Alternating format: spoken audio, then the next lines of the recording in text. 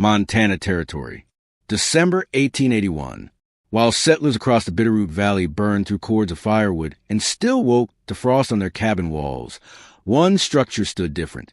Inside, while neighbors shivered at 36 degrees, this cabin held steady at 68. The difference? A wall that everyone called wasteful, dangerous, and plain stupid. What did this trapper understand about heat that experienced builders missed? Today, you're going to see how a foolish modification born from desperation became the most copied design in 3 counties, and the exact measurements that proved everyone wrong. Before we begin, hit that like button and subscribe, because every week I bring you one real frontier technique that worked when survival depended on it. And drop a comment telling me, where you watching from? I read every single one. Let's go back to that bitter winter when common sense failed and madness saved lives. His name was Jacob Reinhardt, German immigrant, former logger, now a trapper working the high valleys west of Missoula. Not a genius, not a master builder, just a man with a wife, 2 young daughters, and a cabin that leaked heat like a sieve. By late November 1881, Jacob had already burned through half his winter firewood. The problem wasn't the firebox, it was the walls. Montana wind came down from the continental divide with teeth. It found every gap between logs, every crack in the chinking, every weak point in the structure. The cabin was essentially a large wooden box with wind whistling straight through. His oldest daughter, Emma, had developed a persistent cough. His wife, Greta, stuffed rags into the gaps every morning, only to find them blown out by evening. The firebox roared, consuming split pine and Douglas fir at an alarming rate, yet the interior temperature barely reached tolerable. Frost formed on the inside of the walls by dawn. The floor stayed ice cold no matter how much we burned. Jacob calculated the math and didn't like the answer.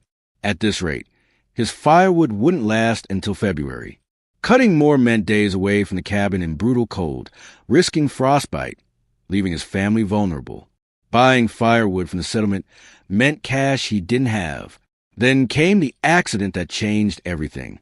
He'd been repairing the back wall where a log had split, pulling away bark and checking for rot. He had salvaged planks from an abandoned claim shack nearby, rough-cut pine boards he'd intended to use for shelving. As he stacked them temporarily against the interior wall to keep them dry, he noticed something. The corner where the boards leaned felt warmer, not dramatically warmer, just less cold. The wind that usually whistled through that section had stopped. Jacob pressed his hand to the wall behind the boards. Still cold. Then to the boards themselves. Noticeably warmer. The gap between the boards and the wall, maybe 4 inches of dead air, was acting as a buffer. He stood there for a long moment, with shavings on his boots, breath misting in the cold cabin air.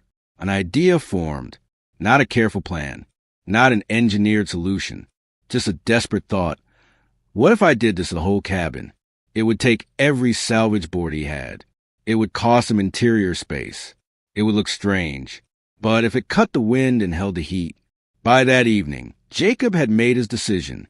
He would build a second wall inside his cabin, a timber shell within a timber shell, with nothing but air between them. The construction began the next morning. Jacob worked methodically, section by section, starting with the north wall, the one that took the worst of the winter wind. He used everything he had, salvaged planking from abandoned structures, split pine boards he'd been saving for other projects, even old crate wood from the trading post. The boards didn't need to be perfect. They just needed to be relatively tight and vertical.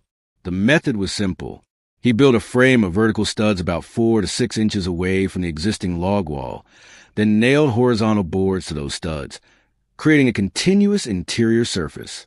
The gap between the original log wall and his new inner wall became a cavity, a dead airspace that ran from floor to ceiling.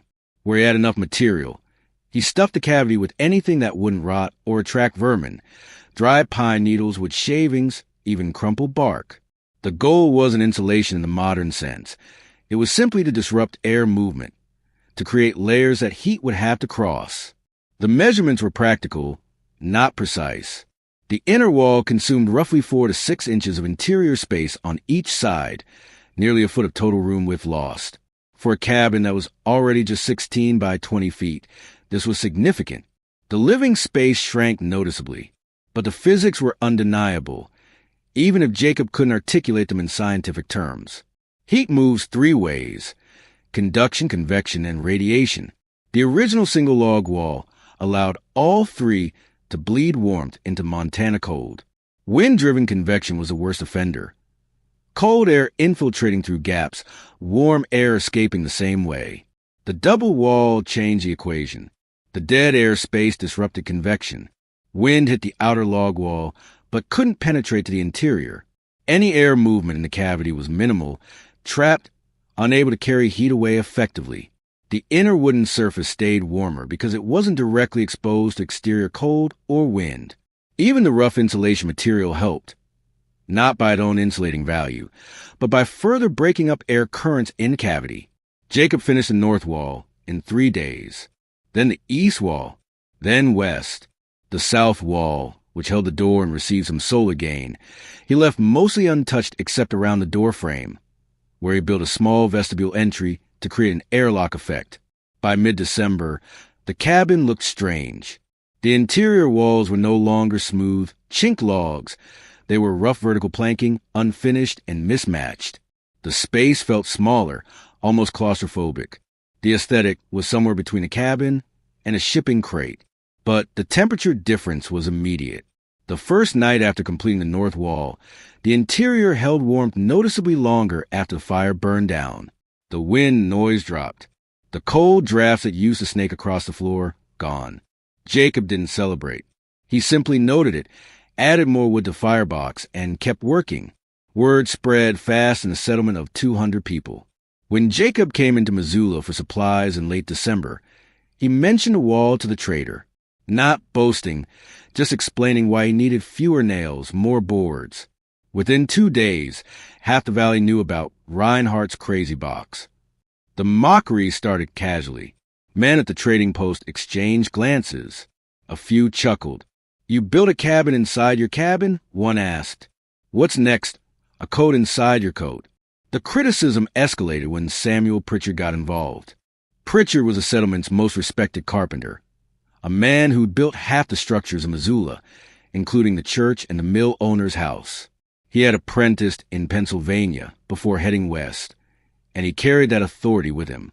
When Pritchard spoke about building, people listened. He heard about Jacob's double wall and didn't hide his disdain. "That's not how you build for cold," Pritchard said at the general store, loud enough for everyone to hear. "You want warmth, you build thick log walls, 12, 14 inches. You chink them right, you bank earth against a foundation, you build a proper firebox. You don't trap moisture between two walls and wait for rot." He wasn't finished. "And you sure as hell don't waste interior space like that. A man builds a cabin to live in, not to shrink it down to a closet. This Reinhardt, he's a trapper, not a builder. Doesn't understand wood, doesn't understand ventilation. That cavity is going to trap condensation, grow mold, rot out both walls from the inside. Mark my words, by spring, that cabin's going to stink like a swamp, and by next winter, the whole thing be unsound." Other voices joined in. A rancher named Hawthorne said it looked like a barn from the inside, not fit for a family. A freighter said Jacob was wasting good timber that could have been used for proper repairs. A widow who prided herself on frontier toughness said it was a coward solution. Real settlers just burn more wood and tough it out. Even men who meant well expressed concern. "Jacob's a good man, but he's overthinking this," one neighbor said. "Cabins have worked fine for 100 years. You don't need to reinvent the wheel." Jacob heard the talk. He didn't argue. He didn't offend himself. He simply said, "We'll see," and went back to his cabin. His wife, Greta, was less patient. "They're calling you foolish," she said one evening as they sat by the fire, a fire that, notably, was smaller than it used to be, yet the cabin felt warmer. "Let them," Jacob replied. He added another split log to the firebox. "Watch the flames catch. Come February, we'll still have firewood. Ask them if they'll say the same." But doubt has a way of creeping in. Even Greta, who trusted her husband, sometimes looked at the strange plank walls and wondered if Pritchard was right. What if moisture was trapped in there? What if it did rot? What if they'd just made an expensive mistake that would cost them the cabin? Jacob wondered too. Late at night, when the fire burned low and the wind howled outside, he'd press his hand to the inner wall and feel the cold. Not as cold as it used to be, but still cold. And think, what if I'm wrong? He didn't have to wait long for the answer. The cold front arrived on January 9th, 1882. It came down from Canada like a guillotine, fast, brutal, absolute. By the second night, the temperature had dropped to 28 below zero. By the fourth night, 41 below. Thermometers at the trading post couldn't measure lower. Men who'd lived in Montana for a decade said they'd never seen anything like it. The cold didn't just chill, it attacked. Frostbite took fingers in minutes. Breath froze into ice crystals before it could dissipate. Firewood, even when dry, burned faster and hotter just to fight the relentless cold pressing in from every direction. Across the Bitterroot Valley, families huddled around fireplaces and stoves, feeding them constantly. The problem wasn't just the temperature outside, it was the wind. A steady 15 to 20 mile per hour wind that drove the cold through every gap, every crack, every weakness in the structure. Wind chill drove effective temperatures below minus 60. Cabins that had been adequate in normal winters became torture chambers. Families wore every piece of clothing they owned indoors. Children slept in shifts near the fire because moving 6 feet away meant shivering cold. Frost formed on interior walls, thick enough to scrape with a knife. And the firewood, it disappeared like snow in a furnace. Men burned through a week's worth of wood in 2 days. Then the secondary problem hit. The snow was so deep and the cold so dangerous that cutting more firewood became life-threatening. Several men got mild frostbite on their faces and hands after just an hour outside. One trapper lost 3 toes after his boot leather froze and cracked. Then the wood got wet. Heavy snow followed by brief temperature swings above freezing, just enough to melt the surface snow. Then back down into brutal cold. Firewood stored outside became crusted with ice. Wood that should have burned hot and clean now smoldered, wasting heat up the chimney, producing more smoke than warmth. Families began rationing fire time. Some households only kept fires going at night, enduring daytime cold to preserve wood. Others rotated. Fire for 2 hours, cold for 2 hours, trying to stretch supplies until the cold broke. At the trading post, the price of firewood tripled. Men traded valuable supplies, tools, preserved food, even ammunition, for split wood. Some families burned furniture. One desperate rancher started burning fence posts. Inside Jacob Reinhardt's cabin, something different was happening. The double wall was performing exactly as physics dictated.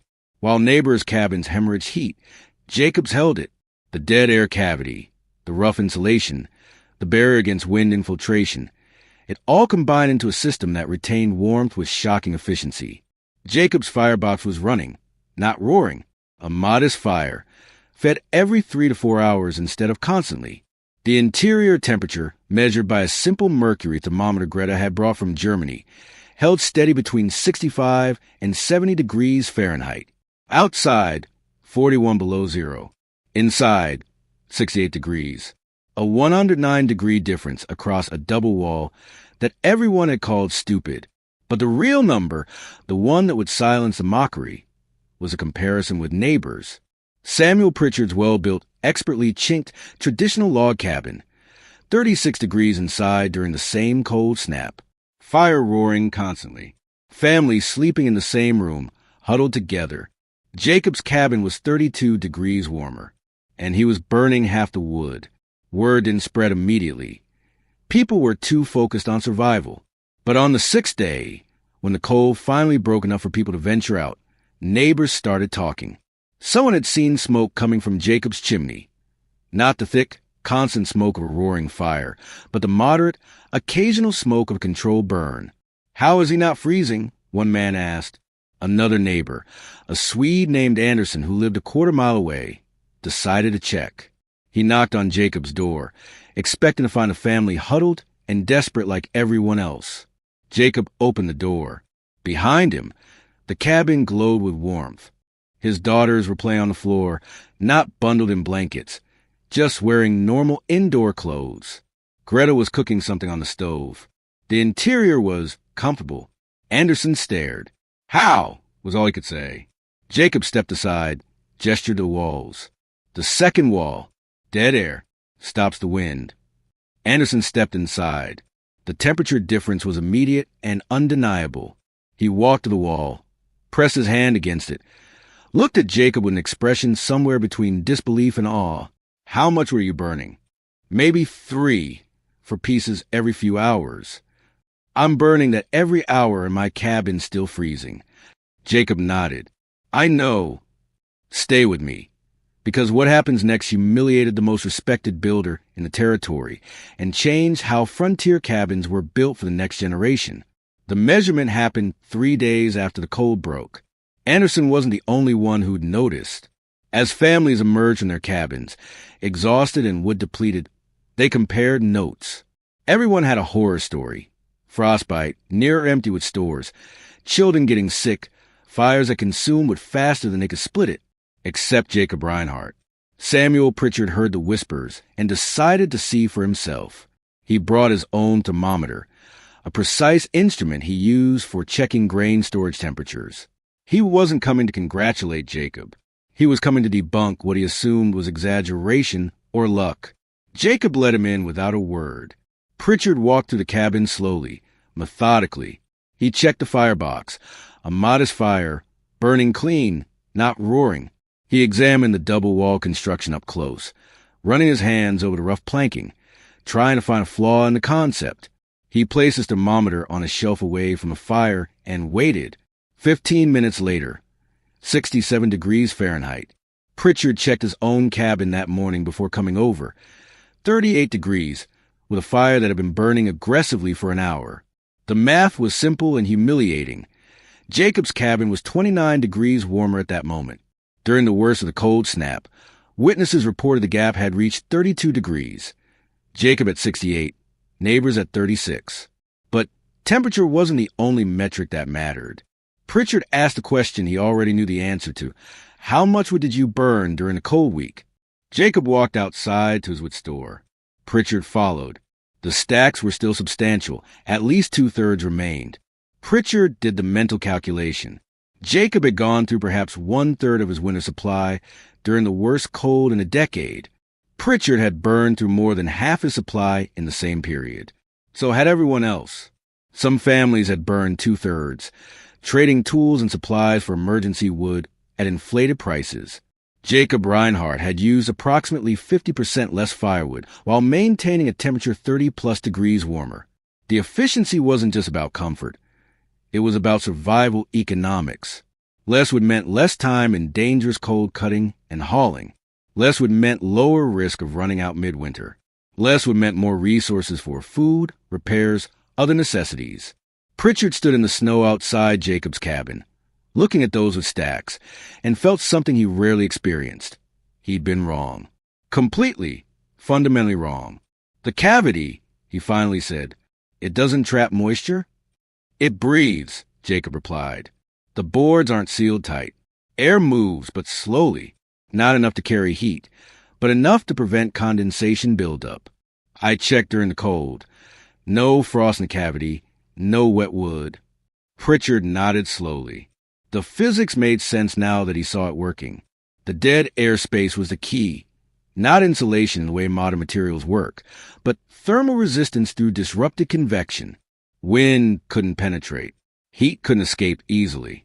The inner wall stayed relatively warm, radiating that warmth back into the living space. It was elegant in its simplicity, and Pritchard had called it foolish. By that evening, 6 men had visited Jacob's cabin to see the double wall themselves. They asked questions. How far from the outer wall? What materials? How did you frame it? Does it work on all walls or just north-facing? Jacob answered everything patiently. He wasn't gloating. He wasn't saying, I told you so. He was simply sharing what had worked. One visiting trapper, a man named Calhoun, put it bluntly. You just change how we're going to build from now on. The next day, Samuel Pritchard did something that surprised everyone. He returned to Jacob's cabin with a proposal. "I want to add this to the church," Pritchard said, "and I want you to show me exactly how you did it." Jacob looked at him for a long moment. Pritchard, the man who called his idea wasteful, dangerous, and ignorant, was asking for help. "All right," Jacob said, "but you're bringing the coffee." For the first time in weeks, both men smiled. The data was irrefutable. The method was proven. And the crazy wall that everyone had mocked was about to become the most copied innovation in Montana territory. But the real story, the one that matters for anyone watching this today, is what happened next. By February 1882, the transformation had begun. Samuel Pritchard didn't just add a double wall to the church. He documented the process. He measured, sketched, took notes. He modified Jacob's rough design with his carpentry precision, standardizing the stud spacing at 16 inches, recommending specific cavity depths for different wall exposures. 6 inches for north walls, 4 for south. He called it Reinhardt's heat wall in his notes, a small act of credit that meant everything in a community where reputation mattered. The church became the proving ground. Pritchard built the interior wall system over 3 weeks, using milled lumber and proper framing techniques. The congregation watched, skeptical at first. But when March brought another cold snap, not as brutal as January, but still well below zero, the difference was obvious. The church, which had always been painfully cold during winter services, stayed comfortable with a single wood stove. Families who used to bundle in coats and blankets sat in normal clothing. The pastor's breath no longer misted when he spoke. Firewood consumption dropped so dramatically that the church had surplus to donate to families in need.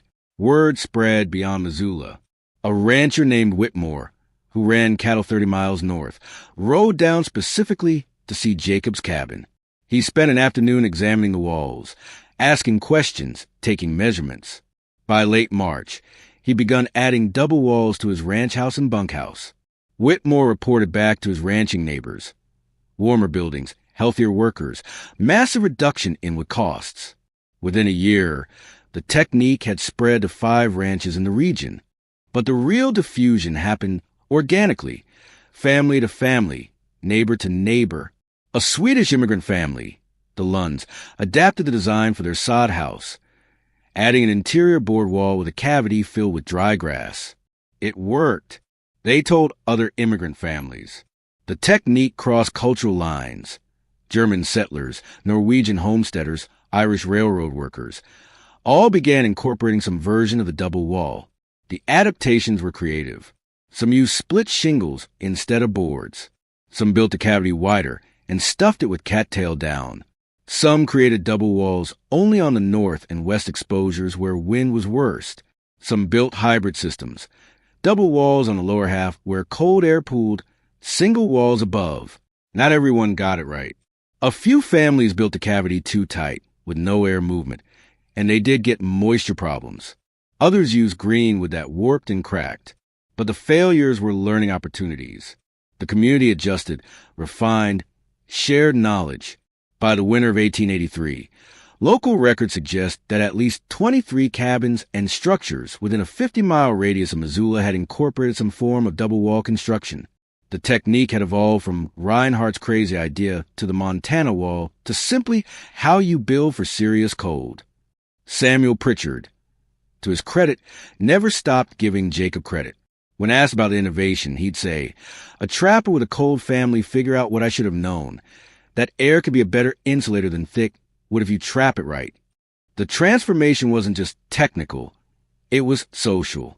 Jacob Reinhardt went from being mocked to being consulted. Men who'd laughed at his box within a box now asked his advice on construction projects. Women who'd pitted his wife for living in a strange cabin now envied her warm home. But Jacob himself didn't change. He remained quiet, modest, practical. When thanked, he'd shrug and say, "I just didn't want my daughters coughing all winter." The real vindication came in October 1883, when a new family arrived in the valley. Settlers from Illinois with little frontier experience. They asked around about how to prepare for Montana winter. 3 different people told them the same thing. Go talk to Jacob Reinhardt about your walls. The technique had become local wisdom. The innovation had become tradition, and the wall that everyone called wasteful had saved enough firewood across the valley to be measured in cords. Hundreds of cords, representing countless hours of brutal labor avoided, countless risks of frostbite prevented. Countless families kept warm when it mattered most. Pritchard was right about one thing. Jacob had changed how they built from then on. But what does this story mean for us today? And what can you learn from a desperate trapper who just wanted to keep his family warm? Here's what Jacob Reinhardt understood that the experts missed. Heat doesn't just move. It escapes through every path available. Conduction through solid materials.